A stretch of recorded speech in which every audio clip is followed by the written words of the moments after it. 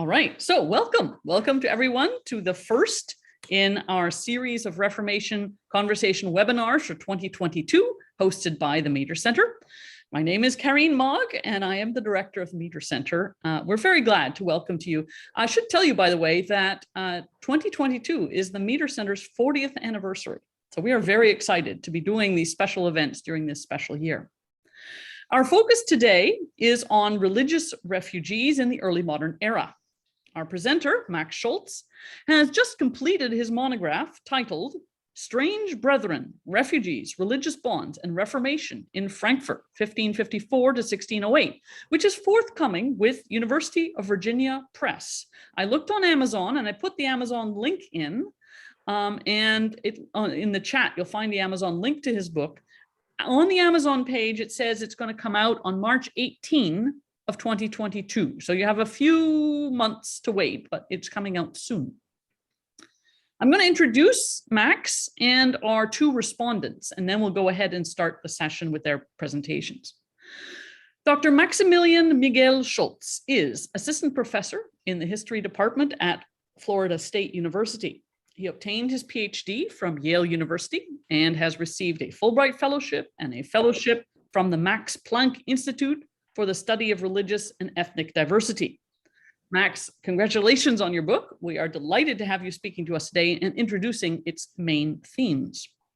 He is joined by two other experts on early modern religious refugees. Jesse Sponholtz is professor of history at Washington State University. He obtained his PhD from the University of Iowa in 2004. He is the author of numerous publications, including The Convent of Wesel, The Event That Never Was, and the Invention of Tradition, Cambridge University Press, 2017, and Ruptured Lives, Refugee Crises in Historical Perspective, which appeared with Oxford University Press in 2020. Mirjam van Veen is professor of church history at the Vrije Universiteit in Amsterdam, where she holds the Fenna Diemer Lideboom Chair. She obtained her PhD in 2001, is also the author of numerous works, including several critical editions of Calvin's works for the Opera de Nuo Recognita published by Droll. She coordinates a major research project on Rhineland exiles and the religious landscape of the Dutch Republic from 1510 to 1618. She and Jesse Sponholtz have in fact been partnering on this research and graduate student supervision. So we're so pleased to welcome the three of you. Max, we will start with you with an overview of the main themes of your book. Then Mirjam and Jesse will offer responses, observations, and questions based on their research. And then we'll open the session to general discussion via the questions submitted in writing on the chat. Max, the floor is yours. Thank you so much. Let me share my screen. I have a few colorful slides to share here. Okay, can you see both a PowerPoint and my head? Okay, excellent. Well, thank you so much for this opportunity, and thank you all for being here so much. This is my first book and also my first book talk, so I'm really thrilled that you came out. I want to start with many thanks here. First, and most notably to the professors at Yale who helped me develop my thinking on early modern Europe, especially Carlos Eyre and Bruce Gordon and Francesca Trivellato, but also my thanks to the many early modernists, some of you are here today, who helped me by reading portions of this book, Jesse Spohnholtz, Mirjam van Veen, Christopher Close, Mark Forster, Duncan Hardy, Ward Holder, Ben Kaplan, David Lupka, Nicholas Must, and Kenneth Wu. I'm very grateful and grateful to be part of this field that has such supportive colleagues and mentors. And finally, I want to thank the Meter Center at Calvin University for this opportunity. And I want to thank its director, Karine Mogg, for setting this up. Thank you so much. Okay, let me start here with a very brief vignette. So I'll read about a page and a half that I think captures some of the major claims of my book. And then I will go through them. It'll take about 15, 20 minutes if that's okay to do so. Okay. So this excerpt is at the beginning of my second chapter. And this is a cold morning a cold April morning in 1554.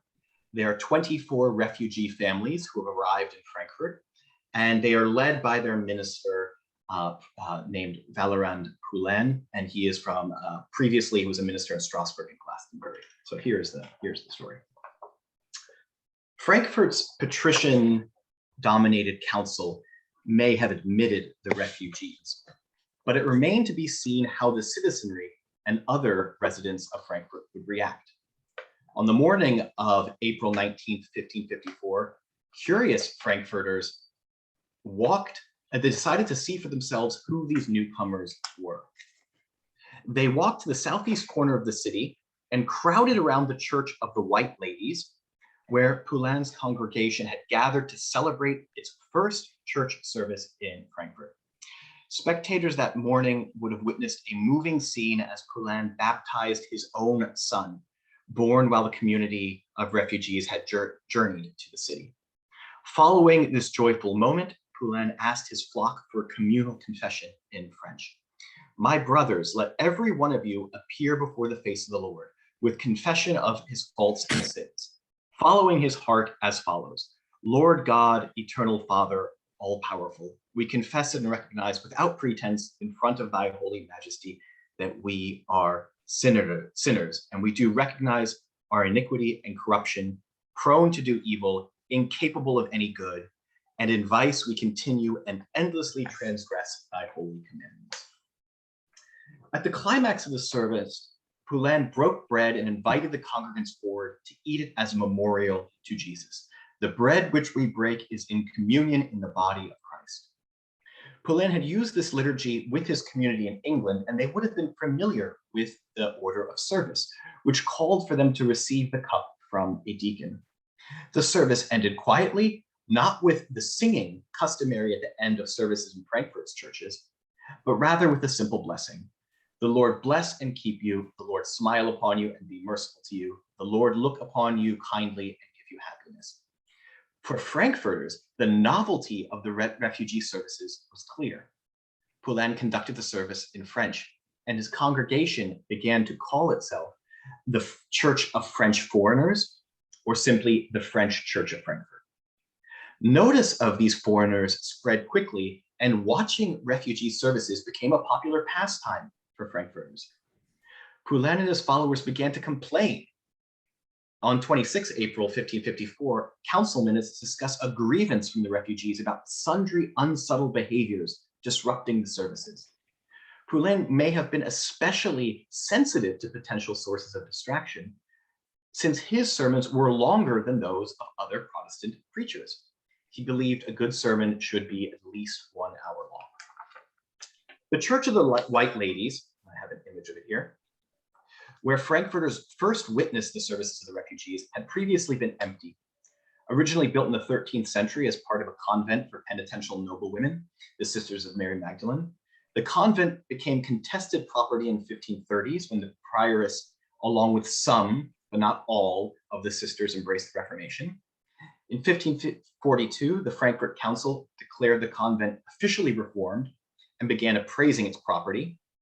And in March of 1554, the council unlocked the church's doors and gave the building over to the refugees.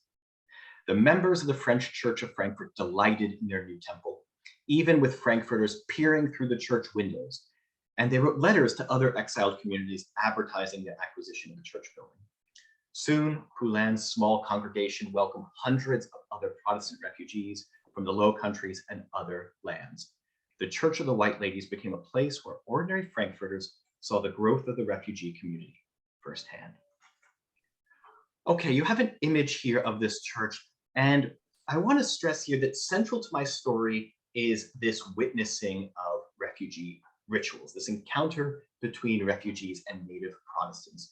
It was easy to express sympathy for co-religionists abroad, but it proved very difficult living alongside these people, and it led to new conflicts, and the witnessing of rituals led to new boundaries. My book started really to go back to my driving questions with two questions. How did these people end up here?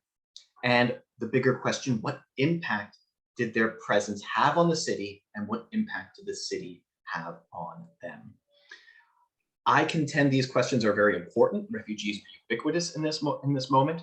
Refugees were also among the leading reformers, a fact that I don't think is incidental, but rather a reflection of exile's power to inspire. So what were my central findings? Let me describe here my findings to these two questions. How did these people end up here? A new affinity, possibly elective, emerged in this period between people very far away that had never seen each other. And that was the case with Poulain and with the City Council of Frankfurt. These groups had the same enemies. They hated the Catholic Mass, and they hated Emperor Charles's religio-political machinations. I have an image here of Charles triumphant after the Schmalkaldic War. And you see Charles is actually, if you look closely, he's sitting on top of an eagle. And the eagle continues to be a symbol. It's a black eagle there. It's the symbol of Frankfurt to this day. And Frankfurt was really at the mercy of the emperor in this time. It was bankrupt from several wars. But Frankfurt did have one distinction, which as a free city, as an imperial free city, it had this political position where it had some basically ability to protect these refugees that the refugees did not enjoy such a position in the Low Countries, which was directly under Charles. And these refugees had tremendous skills. And so there was this affinity between these groups. And the local elites, the council, admitted these individuals. One thing that I want to stress here is that the Frankfurt Council, which did the admitting, was the least democratic council in the entire empire. Here you have an image in the center of the Frankfurt Council building. Number one in the center is the council building, and on either side you have two clubhouses. And only the oligarchs that were members of these clubhouses were allowed to be in power in the council. The guilds had very, very limited power. So basically this new connection between these Low Country people and the Frankfurt Rat resulted in this new community. The Reformation built new connections in addition to causing fractures. The refugees themselves then advertised their position in Frankfurt aggressively, in fact, saying you should come here, especially the English refugees that arrived. And this attracted more and more famous people to Frankfurt, people like John Lasko and John Knox. So the refugees themselves built this refugee world upon arriving. Okay, to the bigger question, the second question here, what impact did the experience of exile have on the city and on the refugees themselves? As I said, it's easy to sympathize with a group that's far away. It's hard to live alongside. Protestant fraternity in Frankfurt did not survive this encounter. Even in a city with a religious constitution based on Martin Bucer's writings that were deliberately ambiguous on certain points about the supper, still these refugees destabilized the religious landscape in Frankfurt. I'll give you a quote here from the ministers of Frankfurt, and you'll notice their disdain for the refugees and the fact that they have witnessed these rituals firsthand. In 1555, the ministers wrote to the council, "Among these people, all manners of pestilence reign. They even bring their young children with them into the church and hold them, even though they are unclean, so that there are many bad smells." In 1556, another complaint, this time from the chief minister, Hartmann Beyer. He accuses the refugees of errors and fanaticism and included the following facts about Poulin's services. They have other odd opinions about ceremonies and material things because they can suffer no crucifix or image, even for true historical reasons. They conduct the Eucharist to the great offense of many people who see it or hear about it, because with them, several sit around a table upon which there are several large glasses with wine and wafers of bread. They distribute such in their manner, and the communicants take it into their hands themselves, eating it and drinking it in this fashion, just as though it were a binge. And this is the German word Zech, which I translate as binge here. Over 7 years, the refugees go from being fellow Christians to being fanatics, and ultimately they are labeled Calvinists by the city religious authorities. The city instituted a new religious church order based on the Augsburg Confession, the unaltered one. And it changed from being based on Bucer's Formula of Concord to the Augsburg Confession. And then the ministers contended it had always been based on this. So there was this rewriting of history as well. This change in the perception of the refugees and the rewriting of the city's church order epitomized the 16th century phenomenon of confessionalism, the effort by reformers to define, regulate, and separate their beliefs and rituals from those of other Christian traditions. And it occurred after the city ministers, led by Bayer, witnessed the refugee Eucharist firsthand. Protestant fraternity did not survive the encounter between refugees and hosts. Now, this intervention that the book makes is both sequential and causal in its reappraisal of the Reformation. Andrew Pettigrew, Thomas Brady, and others have described refugees entering the empire and having the misfortune, the word is used, misfortune of arriving at a time of confessional strife. And I contend that it's actually a different order here. They arrive and the confessional strife follows upon their arrival in German imperial cities. They hardened confessional boundaries, and these did not precede, but rather followed the experience of refugee accommodation. This also speaks to the recent work by Lisbeth Correns on confessional mobility. I contend that at the start, it wasn't really confessional. The refugees bridge these two halves of religious reform in the 16th century.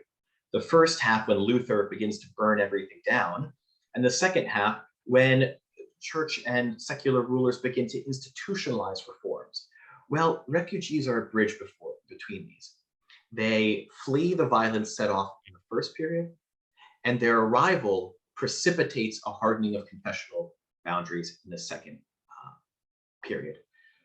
A final word has to be said about the refugees themselves. This is not simply a confessional boundary formation inspired and driven by the city authorities. The refugees themselves begin to distinguish their own communities' boundaries from this experience of exile, famously of the case of the English fight over the prayer book. But I wanted to go quickly to Lasko's church order that was published in Frankfurt. Lasko famously spent the winter of 1553, 1554 sailing around the North Sea with his flock, cruelly being denied admission to these German cities, the Hanseatic cities and Denmark. And the famous account of this by Utenhoven compares their experience to this experience of Saint Stephen being stoned in Jerusalem. And when Lasko arrives in Frankfurt and publishes his church order, he speaks about the Lutheran clergy he so detests and says the following: "It would not be astonishing if they should be called Luthero-Papists." Lasko himself, and in many parts of his church order, has decided these Lutherans are not in their right mind. So those are my major interventions. I could also speak, if you like, about the book's take on toleration. Looking at refugee memoirs, I find that they have a very different understanding or appreciation of some of the informal modes of toleration that they are subjected to. Looking at the words of people who left Frankfurt once Frankfurt becomes more restricted, you see a clear dissatisfaction with informal modes of worship, like private worship and Auslauf.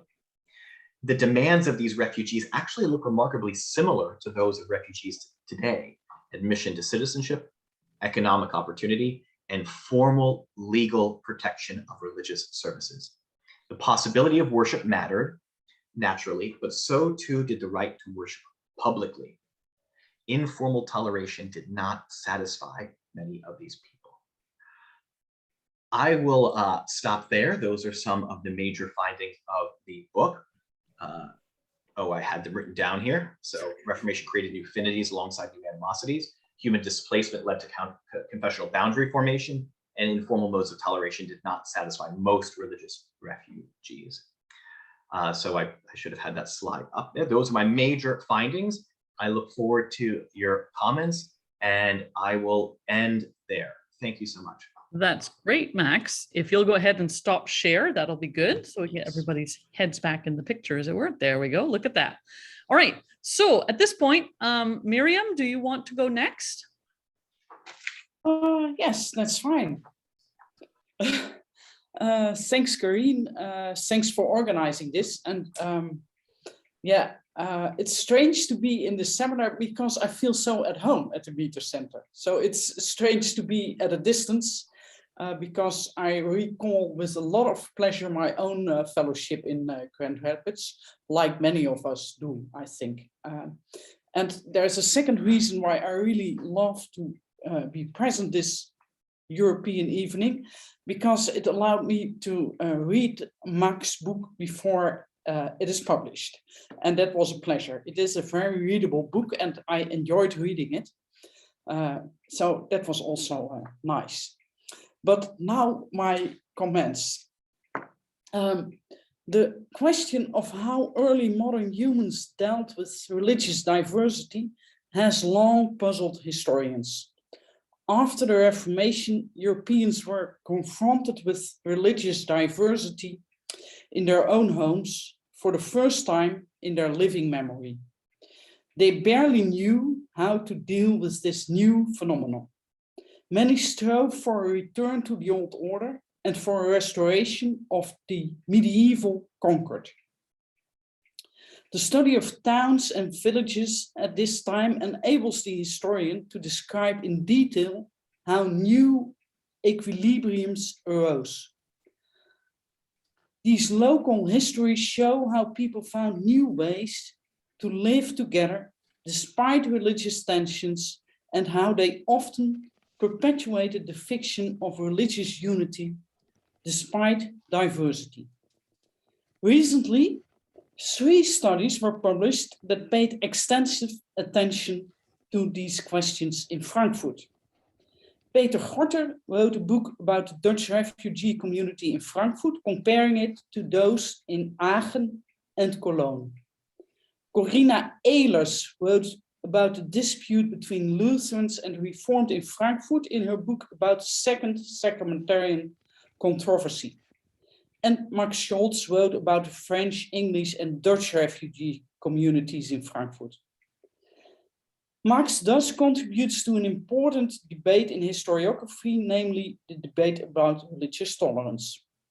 It will be clear that such historical research is also relevant for contemporary debates.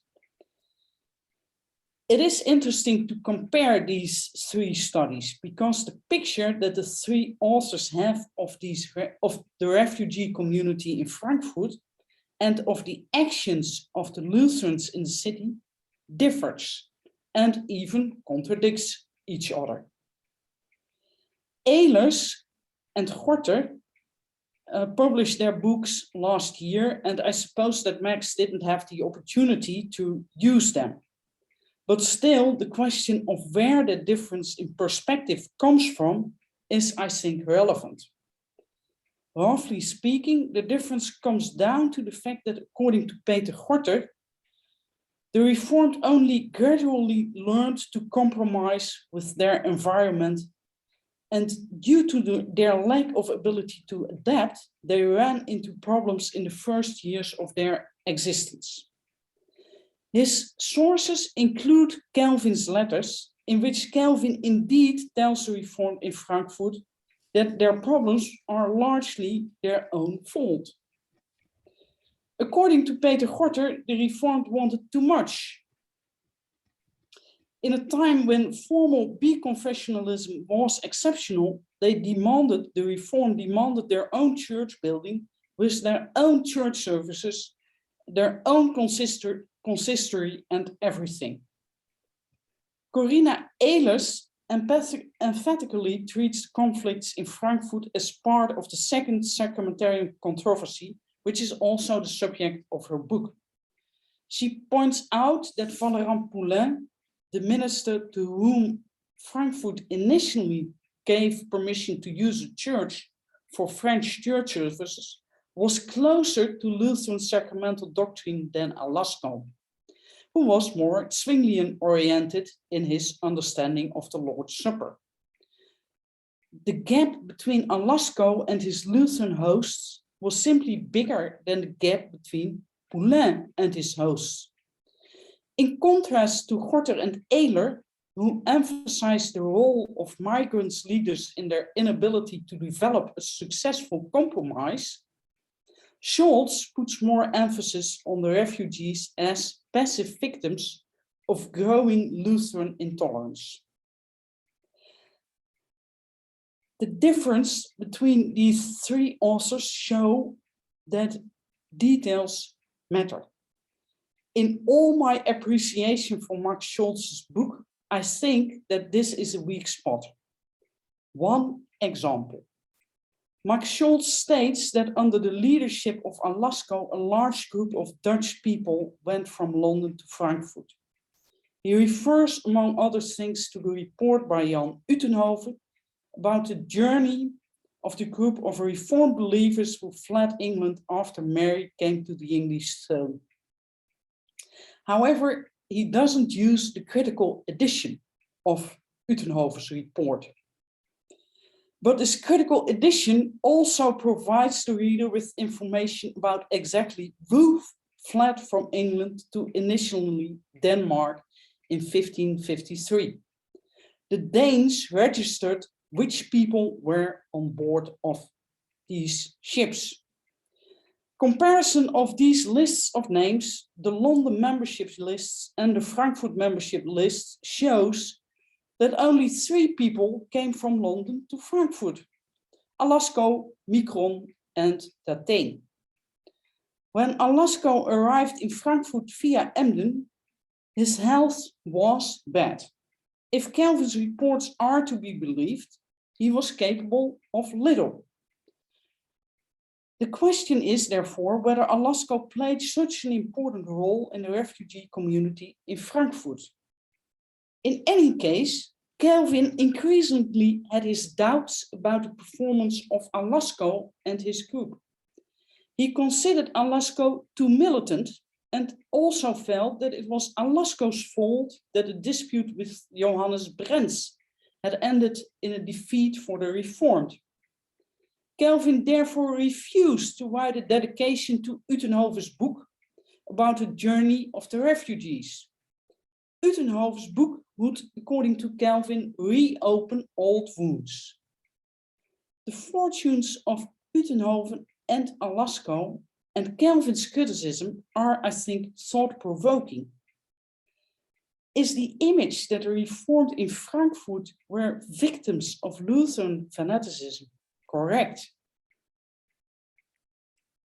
As said, details matter because they can change the image of history.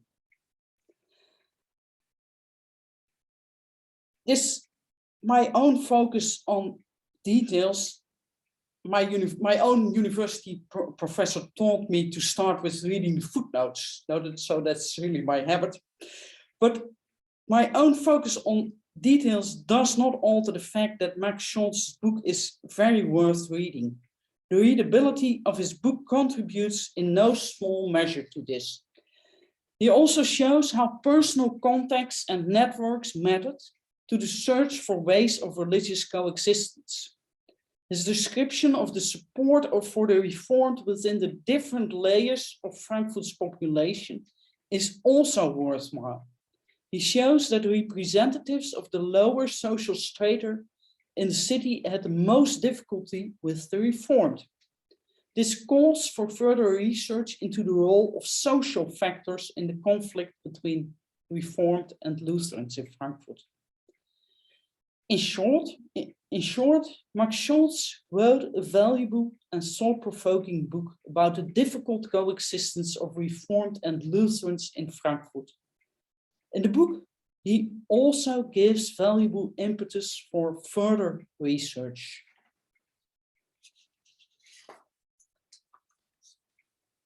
Thank you so much, Mirjam. I really appreciate those comments. We'll have a discussion in a moment, but let's hear next from Jesse. Thank you so much, Karine. It's so great to see so many friends and colleagues, including Mirjam, my longtime collaborator, and Max, of course. And thanks, Karine, for putting this session, all these sessions together. I've really been enjoying them. Max's book appears amid a rise in interest in refugees and migration, as well as toleration and coexistence in early modern history. A generation ago, historians still focused on Eurocentric celebrations of the rise of toleration in the West. Since then, scholars have increasingly questioned such triumphalist narratives.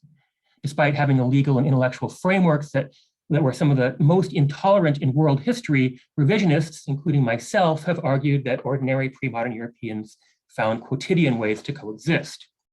In a 2019 essay, Max challenged this revisionist scholarship for undervaluing the disillusionment of religious minorities and having to endure the humiliations of underground worship. He just summarized some of that for us a few minutes ago. In Strange Brethren, Scholz is less forceful in his challenge, but it's still there. He pushes rather towards an emic framework, stressing dissenters' unhappiness with being forced to worship privately, rather than those scholars such as myself who examine the practices of looking the other way at violations of intolerant legal and intellectual frameworks. Now, Frankfurt is a helpful choice for such a study because the debates taking place between Reform migrants and Lutherans were so intertwined with questions emerging across the Holy Roman Empire about how to apply the Peace of Augsburg, which was signed the year after they arrived. What Scholz does so well in this book is to combine the local and the imperial into a single narrative, through which Lutherans and Reformed Protestants went from imagining themselves as co-religionists with a common enemy in Rome to seeing themselves as religious competitors. And Scholz is telling this dialectical process was rooted not just in theological differences and imperial law, but also in personalities. In my view, this is the most important contribution of this work. Consider two alternatives, older alternatives than the one Mirjam raised. Heinz Schilling's 1972 study, Niederländische Exulanten im 16. Jahrhundert, covered Reformed migrants in Frankfurt extensively. Schilling's study includes almost no individuals, but rather treats people only in terms of their socioeconomic, ethnic, or confessional categories that we use to describe them. Schilling, an important study, a 1987 essay by Andrew Pettigrew, helpfully puts these debates in context of the growing Lutheran Reform splits, recognizing the important agency of the Walloon pastor Valérien Poulain, who had in Frankfurt in cementing the Reformed Lutheran divide. What Scholz adds is the personal stories of hatred, friendship, and patronage that shape these outcomes. In Strange Brethren, we learn about a chance meeting between Poulain and the Frankfurt patrician Klaus Brom in Cologne, the role of the Glauberg family as patrons of the refugees, and the exasperation of the city pastor Hartmann Bayer, who became convinced that the refugees had sold him a bill of goods. He also argues the city council did not close the refugees' church in 1561 because patricians had acceded to the xenophobia of guilds or the doctrinaire insistence of city pastors, as previous scholars have suggested. Instead, the refugees' own fractious internecine disputes and disorderly behavior cost them the support of the Glauberg family, whose protection it turns out they had been so dependent on. But the outcome of the stranger's stay in the city can also be explained, I think, by the increasing tendency across the empire following the signing of the Peace of Augsburg to develop clearer rules locally for what it meant to adhere to the Augsburg Confession. In many cities, magistrates early on adopted local statements of faith that tied orthodoxy to their political authority, effectively claiming their version to adhere to the Augsburg Confession. This only led to conflicts, mostly about Eucharistic theology. Debates also sparked about which version or versions of the Augsburg Confession could be used to measure adherence. Frankfurt saw both sets of disputes. After 7 years of such squabbles, magistrates determined once and for all that only signing the 1530 Invariata could count. Seen in that light, the conflicts in Frankfurt were not causing changes in larger Reformation narratives, but symptoms of larger imperial questions set in motion by the diplomats who wrote the Peace of Augsburg, as well as the diplomats in earlier discussions, which were really not solved until the 30 Years' War. The strangers did have agency, as Max shows, but they use it to argue that they adhered to the Augsburg Confession, using all sorts of arguments based on complicated logic that, in the end, magistrates in Frankfurt simply would not accept. Max focuses heavily on the question of the legality and publicness of worship. But I want to be precise here. They were not being barred public worship. They were being barred from operating a church that followed different theological and liturgical norms as the city churches.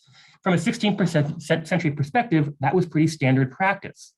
And when Peter Statheen and his band of disgruntled refugees left Frankfurt and took the reins in Frankenthal in 1562, they demanded the same from newcomers to their town. Still, Max does provide useful insights into the closing of the Strangers' Church, the White City in Frankfurt.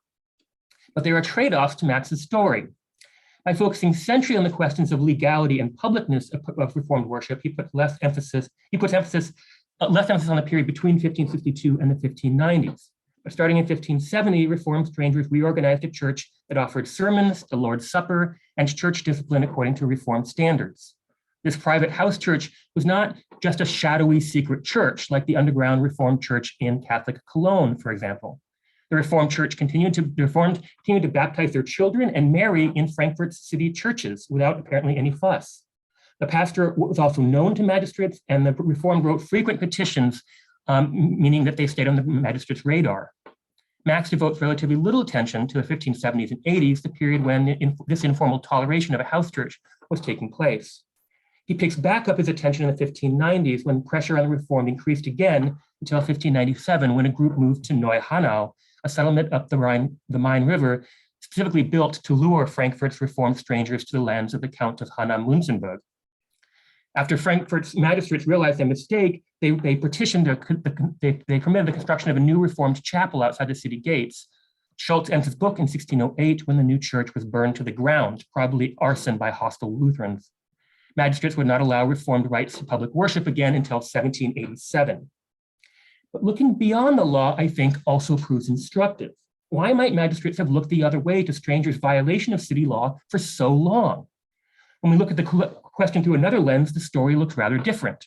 Demographically, Frankfurt's Reformed population looked less like vulnerable refugees and somewhat more like a foreign expatriate community. I've only studied the Dutch speakers, but here I think the story is telling. The vast majority came from a handful of large trade cities in Brabant and Flanders, like Antwerp and Ghent.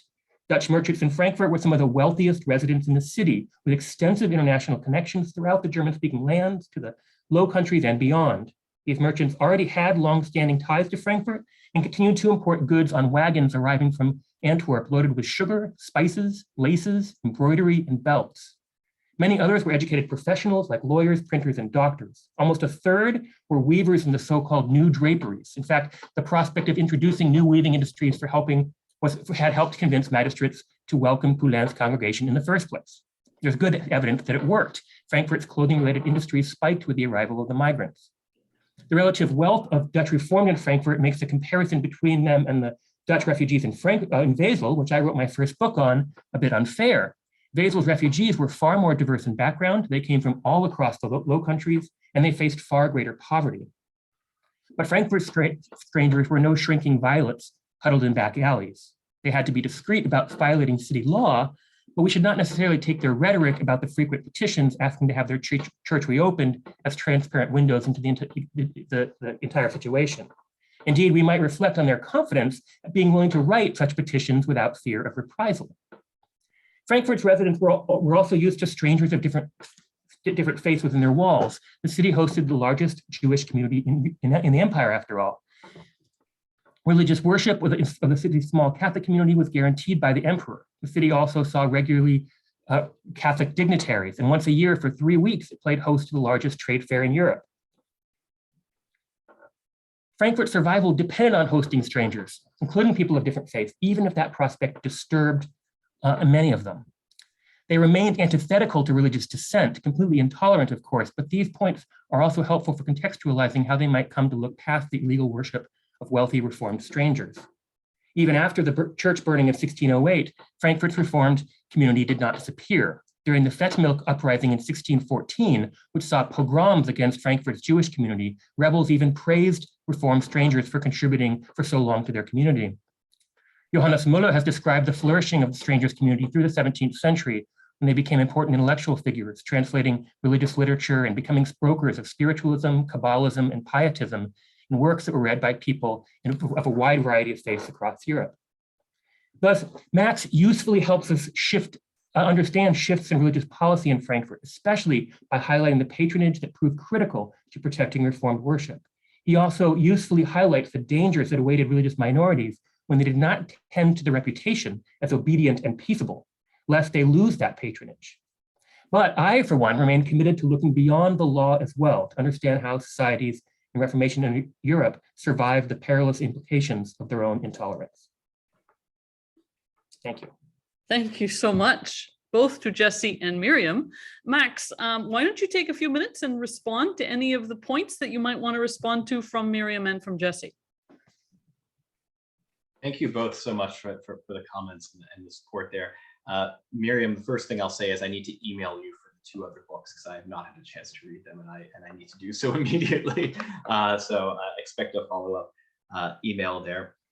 I think that I'll take on this issue of the refugees being, I think, passive victims or shrinking violence. I think one of you used one phrasing and one the other. They are indisputably trouble for Frankfurt. And this is not simply because, the Frankfurt not simply because the Frankfurt's ministers dislike their rituals. We can explain why certain ministers dislike them relatively easily. The more complicated question is why the city council, which has complete control over the church in the early period of the churches, why the city council turns against them. And there we come to what Jesse mentioned, this fractious infighting. The refugees can't get along with themselves. I contend that the democratic nature of their church institutions make it very difficult for them to incorporate newcomers. So as the refugee communities grow, they have more and more conflicts, internal conflicts like the famous Knox conflict that results with the publication of something critical of the Holy Roman Emperor. Conflicts between between Poulain and basically everybody. And these conflicts result in publications. They result in publications that embarrass Frankfurt and begin to convince the Rat, because the Rat also has people on it. They don't really listen to the ministers at all. But the Rat does not like these people having this endless infighting. So far from being shrinking violence, or passive victims, they can't get their own institutions to be quiet, basically, and their own members to be quiet. Lasko's an interesting case, and Mirjam, you're quite right to bring up the context of his arrival. The major moment with Lasko is the publication of his church order, which he could, in some ways, he could have been dead and it still would have had a major impact. This was a disaster in the eyes of the Lutheran ministers. Poulain was something of a nobody, and Lasko was more prominent and more of a known kind of, I think you used the word militant, and I think that's accurate. And his Forma ac Ratio was actually, its preface is not polemic, polemic, it's sardonic, and it's very it's kind of shocking that this would be published in a city with Lutheran church institutions, well, whatever that means, with the current ministers that it had, and this was shocking to them. That so that's where I get this reception on the part of the ministers seeing Lasko's work being published and their kind of frustration at this. And then when they petition the council and say, you got to stop these people from publishing, the council bans all publication, even the ministers. So that doesn't, it doesn't just shut up the refugees. So I think that there is definitely, and I probably should stress that more, there is trouble coming from the refugee communities. This is not purely an act of, this is not merely a mean lack of generosity on the part of the German indigenous Protestants. Jesse, I know that we come back to this issue of public worship because in some ways I'm torn. I don't necessarily agree with the disposition of a lot of toleration literature, but I have to contend it is more interesting than simply saying it was bad back then. That's not a particularly interesting position. I concede that. I think that the thing I'll bring up here is that I do want to stress the law. I want to deliberately stress the law, and that's something that I think is important. I think these petitions do matter. And I think they matter also because it is dangerous. In the case of Frankfurt, one of the petitioners is imprisoned in St. Catherine's Tower for his petition. So there is a boldness to these petitions, although you're right, the frequency of them does suggest that maybe this is, not completely disallowed. But I, possibly in a presentist mindset, I looked back at these people and I thought, I saw them, they wanted legal protection, and their position in Frankfurt was a product of the intricacies of imperial law. Frankfurt could protect them because of its legal position in the empire in a way that Lille or Arras could not. And so I think that these legal minutiae really do matter, but I do take your point, especially the fact that they are continuing with this house church. However, they were dissatisfied with the fact that it wasn't allowed a steeple. And so you can look at this in two ways. When you look back on this, you can say, my goodness, they have this wonderful religious life, vibrant religious life they're baptizing, and they're grousing about a steeple. But at another side of it, you can look back and say, these people weren't able to actually express their religiosity in the way that they expected. And they felt they were done a disservice by the Lutherans, who were kind of rewriting the history by saying that we had always been adherents to the Invariata. I don't know if that addresses the two of your points, which are very well made and well taken. So thank you so much. Thank you. This is great. So what we'll do is now everyone else who wants to ask questions, you start putting your questions in the chat. Meanwhile, I just have a couple of observations. I've done some work on the later exiles from England, and there's something about these people who leave their places because they cannot find a compromise, or they're under such pressure that they have to leave. They are remarkably quarrelsome folks. I mean, these refugees, whether they're the exiles in the Netherlands who come out of England, or Valérien Poulain and his gang, or Knox and his friends, they are remarkably quarrelsome folks. They have a hard time. And I think there's something about having been forced out that leads people to sort of almost focus, like laser focus on what I stand for and what I don't stand for. And it almost leads to this innate fractiousness, it seems. I mean, you don't find too many exile groups that are sweetness and light. They are just remarkably quarrelsome people. And the other point that I always sort of come back to is, especially from reading the extracts you sent me, Max, which was so helpful, it seems to me that the presence of these Reformed folks in Frankfurt actually helped or facilitated the Frankfurt authorities, the pastors especially, sense of who they were. In other words, by having the other in your midst, you are all of a sudden more keen to define and determine who it is that you are. Does that make sense from what you've researched? Yeah, yes, this innate fractiousness, also an intolerance. I know Jesse pointed out at one point that Danielson then probably becomes one of the most intolerant people in all of in this context when he's in any position of authority. The other thing about the English and about these refugees in general is that they are very well connected with correspondence with their homes, their homelands, and their fractiousness or their intensity responds to events in their homelands. And you see that with the English, because while they're there, Hooper is executed. And then, Cranmer is languishing in prison, and, Hooper's wife is in Frankfurt. And so the actual events in England inspire certain actions in Frankfurt. So Hooper's kind of, allies, they double down on rejecting the prayer book when he's executed. But then shortly thereafter, Cranmer is executed. And so then that faction kind of, refugees are, the experience, I think, does inspire a certain intensity, but they're very cognizant of these refugees are very cognizant of what's going on in their homelands. and they respond to those stimuli. Absolutely.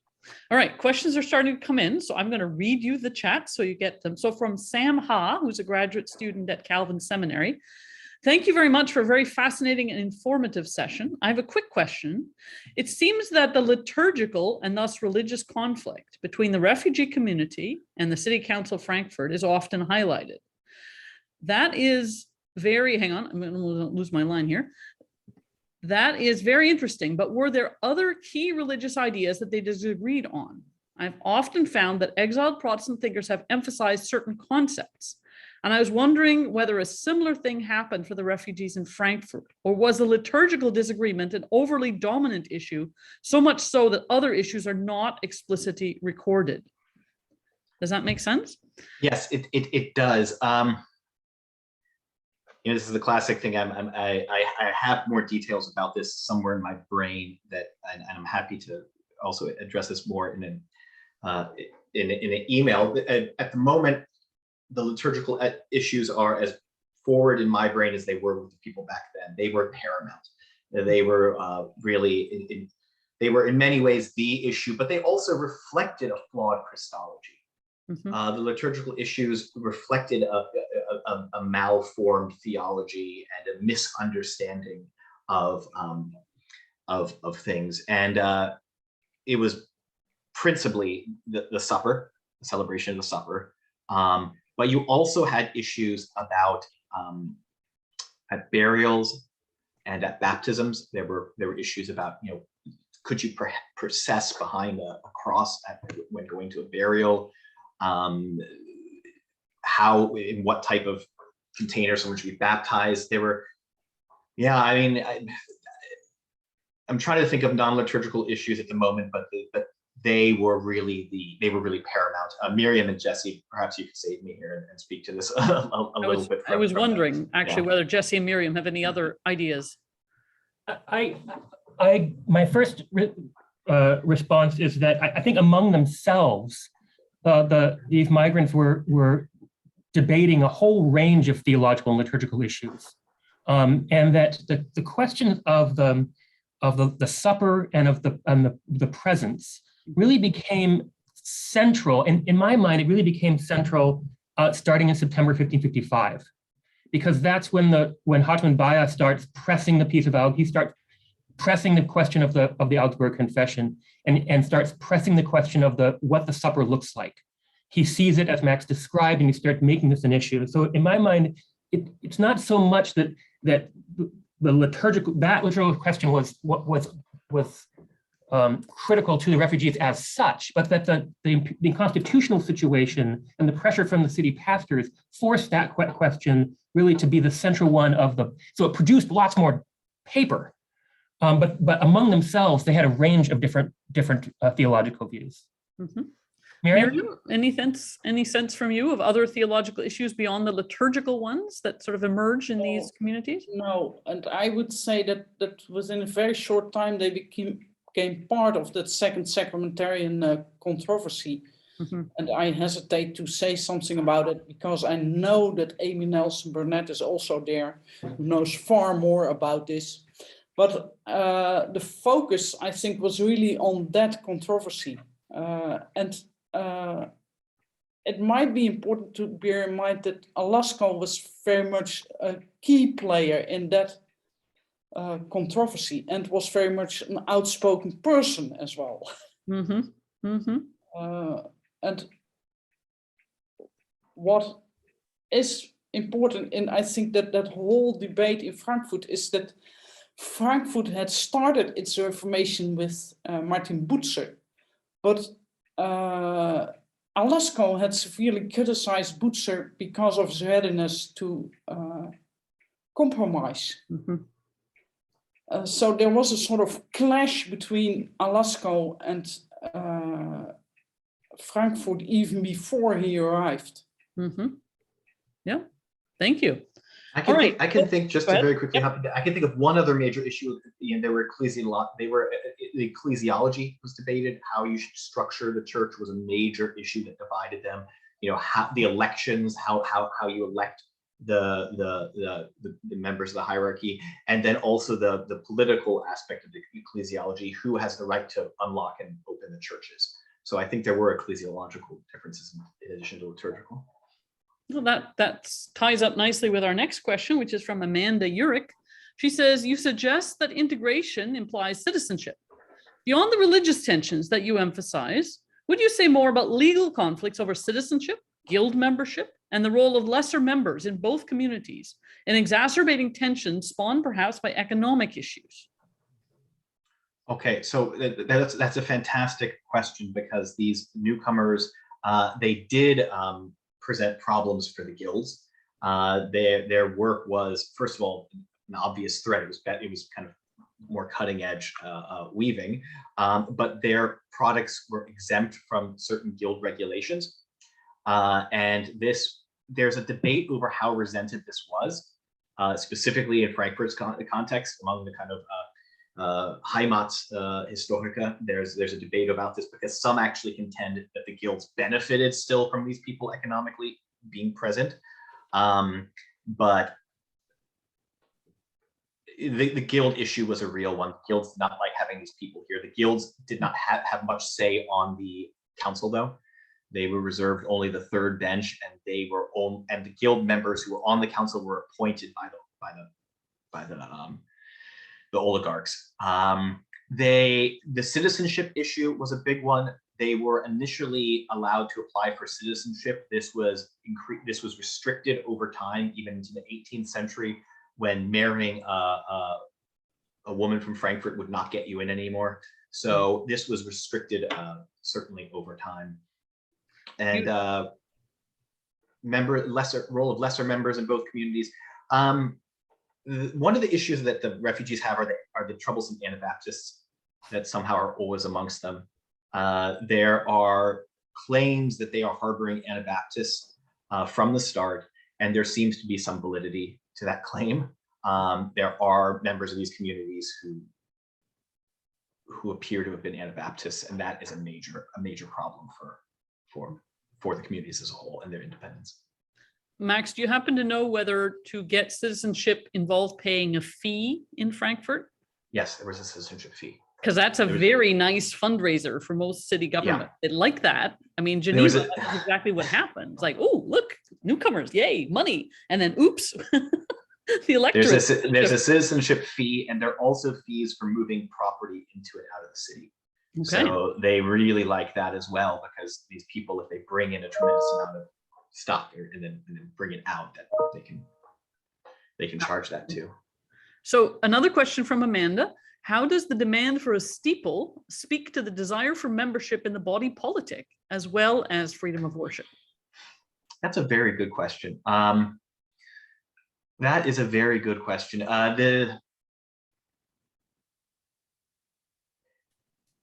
Into the 18th century, and Soliday has worked on this in a work from several decades ago. Into the 18th century, there are campaigns to both get the public worship, but also to be admitted to the citizenry. This is an issue famously into Goethe's day, when his writing tutor can't be in the citizenry, is not eligible for this or membership in the guilds because he's reformed. So this initial restriction on refugee community worship hardens into permanent second-class citizenship for members of the reformed community, and it is contested into the 18th century. And yeah, my epilogue deals with that a little bit, but basically at the end of the 18th century, this finally, sorry, yeah, 18th century, at the end of the 18th century, finally this is relaxed. But it's from external forces, ultimately, not Frankfurt kind of seeing the light. Well, to some extent, it's basically Hamburg. Hamburg ultimately admits the reform, and Hamburg is supposedly the Lutheran city, the one that's the harshest on these people, and it relents before Frankfurt, and that inspires cases that eventually compel Frankfurt to allow these people into the citizenry. Okay, thank you. A question from Amy Burnett. Rain? Oh, sorry, go ahead. Yeah, I want to add something about this question about citizenship, if I could. I recently compared strangers who became citizens in Basel and in Frankfurt. And the comparison actually proved useful in a way, because in Frankfurt, they seem to be taking citizenship based on pressures within Frankfurt. So based on internal, like the timing of it has to do with pressures they're getting from the city government to take on citizenship. In Basel, they don't have the same pressures, and they're taking citizenship based on events back home. Like when their home gets taken over by the Spanish, they take citizenship. So they're much more looking from Basel, which is much closer to the Netherlands, of course. They're much more looking toward events. So measuring citizenship as a way of assimilation, I think across different communities might be apples and oranges in some kinds of cases. The same is true with guilds. Not all guilds in Frankfurt had the same attitude toward the strangers. Some of the guilds were particularly hostile to the strangers because they posed economic challenges to them. Others were happy enough to have strangers as members of their guilds without any apparent problem. The other question about citizenship is that the Flemish and Brabantine cities had something called buitenpoortschap, which is a citizenship for people who live elsewhere. So they might have formerly been a citizen of Antwerp, but they still retain, they're still citizens of Antwerp, but they live in Frankfurt. And many of the strangers in Frankfurt wouldn't want to give up their buitenpoortschap because they gave them privileges for their factors in Frankfurt. And so would be hesitant to want to integrate, not because they're not integrated into Frankfurt civic community, but because there's a financial interest in keeping their factors and business in Frankfurt, in Antwerp. That makes perfect sense. Thank you. All right, question from Amy Burnett. I'm intrigued by the mention of the role of personal networks. Could you say something more about how the refugees used competing networks, whether within the city or with people outside Frankfurt? Yeah, that's a fantastic question. How they use competing networks. I mean, the nexus for a lot of these networks is the Frankfurt City Council, which has students of Melanchthon on it, who basically are in conversation with a lot of individuals like Calvin, and so basically that is in some ways the hook that allows them to get into Frankfurt are these initial groups. Those groups protect them for an extended period of time. I'm trying to think about when you say the conflict between, you mean that somehow this conflict is beneficial to the community. It says competing networks. Amy, do you want to competitions? You want to just unmute yourself and clarify? I'm assuming, excuse me, I'm assuming that there were a couple different groups and that each group had its own web of supporters. Yes. And so to what extent are each of these groups internal or looking outside? I mean, mentioning, Poulain not getting along with Calvin, for instance, is one example. How do these networks function? That's I immediately thought of an example now that you said that, which is the difference between the English network and the network that the English are using in Frankfurt and the network that brought Poulain there, because basically as the English arrive, they have their own network that's based around Strasbourg, the Strasbourg English community, which has all the highest bishop from the Church of England is there, and they use that network both to recruit people,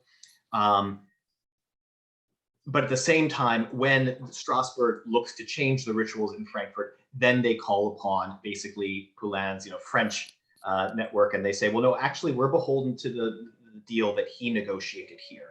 So they kind of play between these two, with, of course, the English in.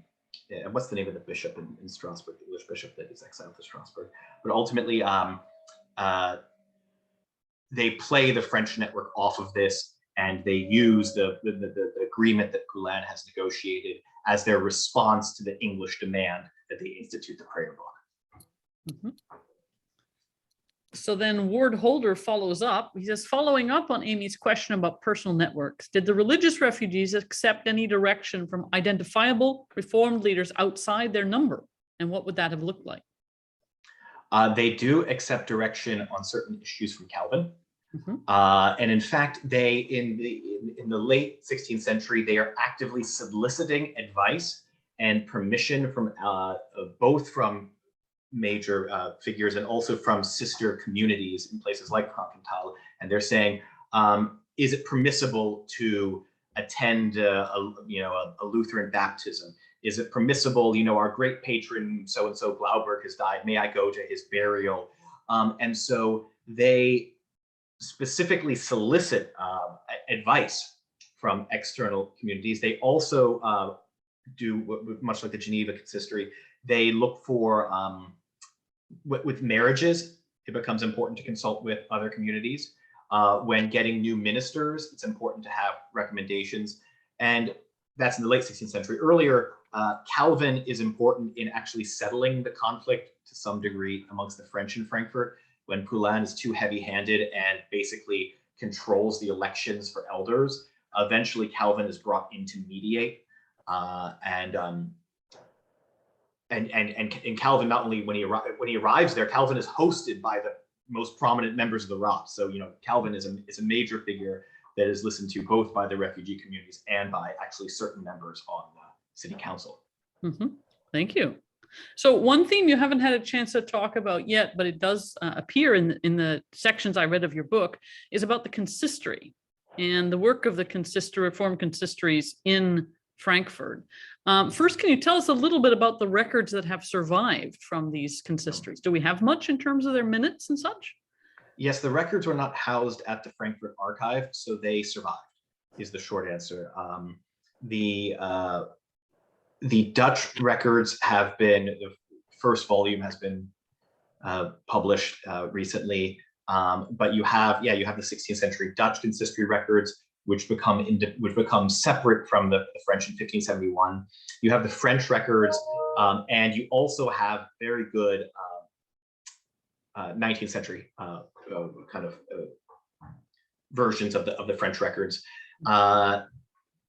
It's basically the two groups split formally in 1570, or is it 71? In the 71. Early 50s, sorry? 71. 71. It's in 71 the Dutch form their own consistory, and the consistory records are incredibly rich in Frankfurt. As the modern editor of the Dutch once said, these are consistory records that record almost every aspect of life in this community. They go well beyond religious matters, and they describe all kinds of things, and they show a very sincere effort both to arbitrate conflict, and they confirm. They're very similar to what the Geneva Consistory is, according to Kingdon and that work, but they also respond to the demands of the congregants. So that's a way I want to basically stress that these are not the heavy-handed authority, religious police. They are specifically responding to demands of congregants, both in their structure, how many offices there should be for, when the election should be and when the supper should be. They record in many cases that the congregants are asking for this, the congregants are asking for that. So there seems to be a genuine response to the demands of the actual congregations. They're very, very rich sources. Yes. Is there anything in those consistory records or elsewhere about poor relief for these communities? Yes, they record poor relief, and they record who goes to the poor, and they record the examinations of the poor. So the poor must be examined before they can get poor relief, and that is absolutely in there. Yes. And each religious community looks after their own poor, or if you're poor and reformed, can you tap into Lutheran support or no? The Dutch break off in 1571 specifically to be able to distribute alms on their own. And that has various financial roots, but basically that already expresses that these consistories have as one of their chief tasks the distribution of alms to their community, by which it means that people come in from kind of the same towns in the Low Countries. And so that's really the major task. Frankfurt repeatedly says that they're not they're not eligible for alms from the city. Mhm. However, as Jesse pointed out, that is a legal stipulation. I'm not sure how much that was, how held to that was. Thank you. I can add to this, and I think it relates to a question that Amy raised about networks. There were two other networks that I think are important that they were participating in. One is the Classis, and the Classis was a regional a body that of pastors and elders who would meet in the Frankfurtal, was based in Frankfurtal. They would meet once a year. But Frankfurt's church rarely sent representatives to the Classis for reasons that I do not know. But more importantly is the correspondence they shared with other Reformed congregations in the empire, with Cologne, with Wesel, and Frankenthal. And in these correspondence, they're often exchanging money for charity. That relates to the charity question, as well as exchanging orphans, help moving one orphan from one place to another. Because Frankfurt's community is somewhat safer than Cologne's, for instance. Many times the Cologne church sends them to sends orphans to Frankfurt, where they're a little safer, even if they're underground. They're not going to be thrown in jail or something like this. So those are other networks within which this community is participating that I've seen. Thank you, Jesse. Mirjam? Maybe the networks of merchants Mm-hmm. who were, I think, crucial also in oil leaf, Mm-hmm. but also in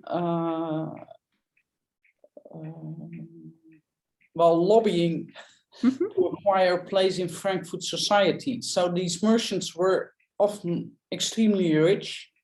And what I found in the Frankfurter Religionshandlungen, that was if Frankfurt's refugee church sent requests to the city council, those merchants signed those requests. Mm-hmm. And that was, I think, not incidental. Mm-hmm. That was really to put pressure also on the city council to accommodate the continuity of that refugee community in Frankfurt. And I think that it would really be rewarding to do a research project on those Reformed merchants and on their networks. And Ole Peter Grell wrote, of course, on these networks, but I think there's way more to do also on the question how these merchants helped these communities simply with their money. Mm-hmm. Mm-hmm. And I think that one of the conflicts between the French and the Dutch refugee communities was about money. Yeah. So they really wanted rich members to become member of their church and not of the other language group. It makes sense. That's also, sorry to interrupt, Mirjam, it reminded me of the Hanau capitulation. That's done by the most prominent merchants, and somehow the Frankfurt Rat is informed of this before it's even finalized. They make it, they let it be known that they're negotiating this treaty with Hanau. Couple more questions from Carlos Ayer. What markers of identity and difference, other than religion, crop up in daily interactions between Frankfurters and the refugees? Culture, behavior, national rivalries. Could these have been more significant sources of tension than religious differences at various times?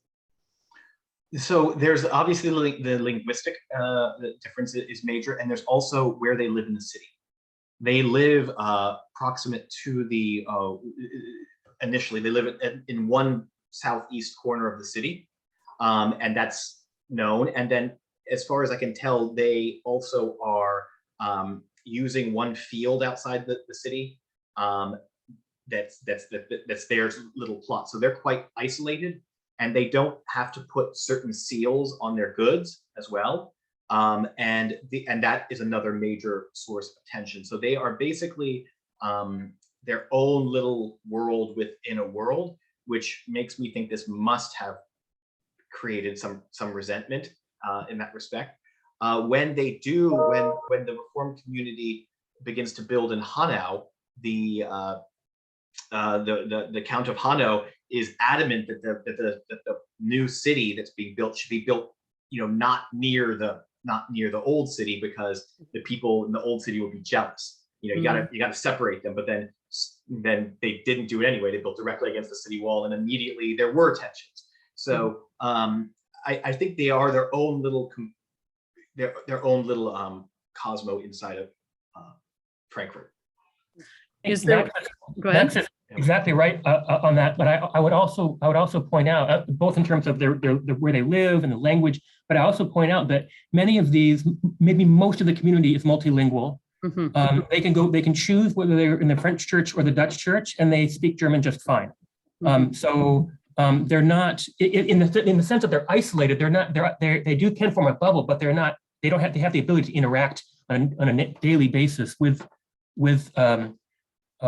people who are different than them. And some people can move between the French and the Dutch church without any problem. So so that's just some additional context for the limits. You also make a good point. In the Fettmilch-Aufstand, there are instances, it's evident that you do have some Frankfurters working in their shops. Yeah. So you do actually have them employing some Frankfurters. Does the linguistic fluency also apply to the English and the Scots, Jesse, or not so much? I have not studied the English and the Scots. You sort of wonder a little bit. But they weren't there for very long, right? There was a Dutch community and a French community basically from 1553. There's a little gap, I think, after the period that Max looks at. We don't know how many of them stayed after 1552, but there's a English, French, Dutch, and a German community straight from 1553 and 54 into through the rest of the century, into the 17th century. So the English were there for a relatively short time. So, but I haven't studied them. Fair enough. Amy has a question. You mentioned the presence of Anabaptists among the refugee churches. Did the Anabaptists try to gain some recognition for their own worship, and how did the Reformed churches respond? The Anabaptists in several, they are accused of putting up flyers at one point. They are also accused of preaching. They're not named, but they're saying that members of your community, 2 men from your community, have preached the following things. The list of heresies that they preach is bizarre. It does not line up with, it has all kinds of heinous heretical things, but they are labeled as Anabaptist. And the consistory records are adamant that they need to cooperate with the city authorities. There can be no place for these people in the community. Wow, we have covered a lot of ground. Are there other questions? Anyone who hasn't had a chance yet to ask a question? I'll just wait a minute and see if anyone else types anything in. But we have covered a lot of ground, and this is great. I'm so glad we're able to do this session. And Max, I hope it's helpful in terms of just you getting a chance to air out some of your ideas and get some feedback. I think that's great.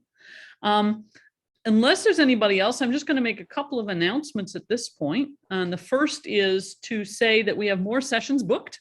Don't worry about writing these down because we'll be emailing you, but just so you know, we have 2 more webinars already scheduled. Tuesday, March 22nd at 1 p.m. with Hal Parker. He has a new book out called Global Calvinism. You'll all want to be there for that. And then May 19th at 1 p.m. with Ward Holder. He has a new book, Calvin and the Christian Tradition. The subtitle is Scripture, Memory, and the Western Mind. And that will be very good as well. And then Jim West and I are still in conversation to set up another one about Bullinger and the book that Jim West is editing. Jim, you're co-editing that with? Let's hope he's still here. Jim West, are you still here? Yeah, he may have gone out. No, I think he went out. I think it's with Donald McKim, but I don't want to swear to it. I'll check and make sure. But anyhow, there is this book coming out with Jim West on Bullinger, and so we'll try and fit that one in as well. And then the earlier announcement I made where not everyone was here yet, the International Calvin Congress, which meets every 4 years, is actually going to meet now in July of 2023, and it's going to meet in Grand Rapids, and there will be more information on that forthcoming. So, but for now, mark your calendars for late July 2023, and the topic there actually overlaps with this one because it's meant that the overall topic, although you're not restricted to coming to talk only on that, is Calvin religious refugees and exile. So that's just the theme we're going with for that conference. So at this point, it's simply my delight and pleasure to thank Max and Jesse and Mirjam for an outstanding session. It's been so good to be able to do this, and so good to see so many of you here. So thank you so much for being here. Thank you for being part of this, and we hope to see you at our next session. Thank you so much, Karine. Terrific. Thanks again, everyone. Well, thank you, Karine. Hey, great. Good to see you. Karine.